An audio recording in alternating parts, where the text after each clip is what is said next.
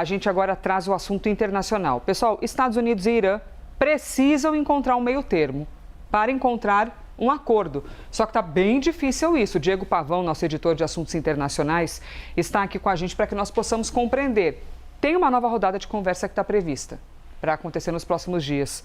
Mas existem pontos sensíveis. O acordo nuclear, por exemplo, é um ponto sensível. Com certeza, um dos pontos de maior discordância, né, Elisa? Bom dia para você, bom dia para quem acompanha o Live CNN em casa. Pois é, existe uma vontade de voltar à mesa de negociação, é o que a gente tem visto por parte dos dois lados, por parte dos Estados Unidos e também do Irã. Nada foi definido ainda sobre data, local de encontro, mas existe sim uma vontade.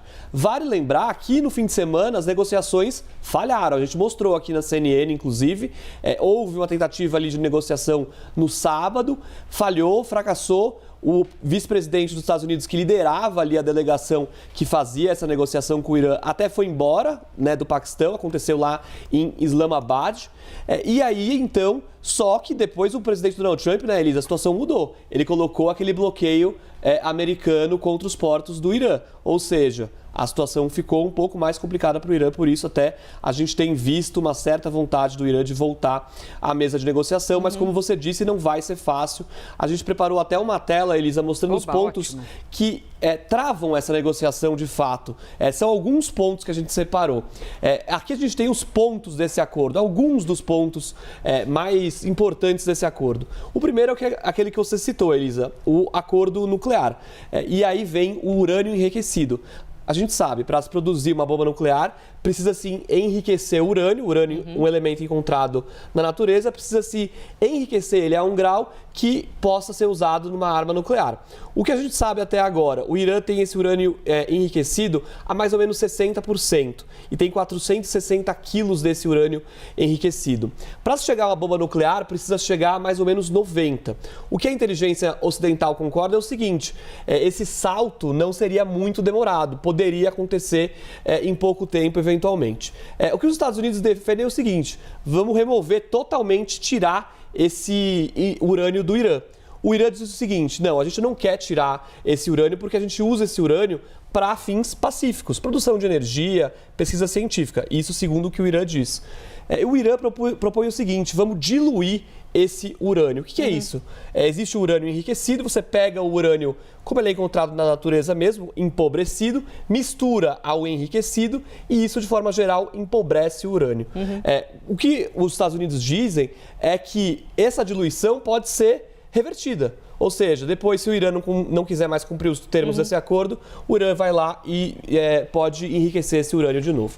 E aí a gente vem para o ponto que mais provoca apreensão na economia mundial, o Estreito de Hormuz. O que os Estados Unidos querem é o seguinte, preciso reabrir esse estreito agora, de qualquer forma, sem qualquer condição. O Irã diz que esse estreito só vai ser reaberto se houver um acordo que os dois, de fato, vençam ali os pontos de impasse.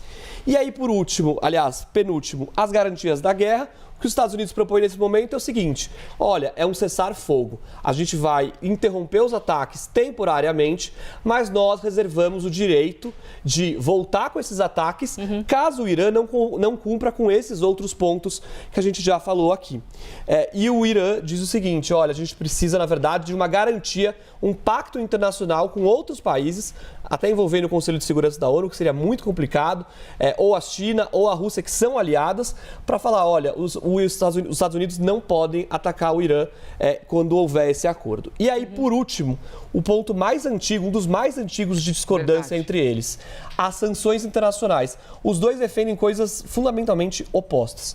Os Estados Unidos dizem o seguinte, olha, a gente vai aliviar as sanções internacionais contra vocês, as sanções dos Estados Unidos contra vocês, mas só quando vocês forem mostrando que estão cumprindo esse acordo.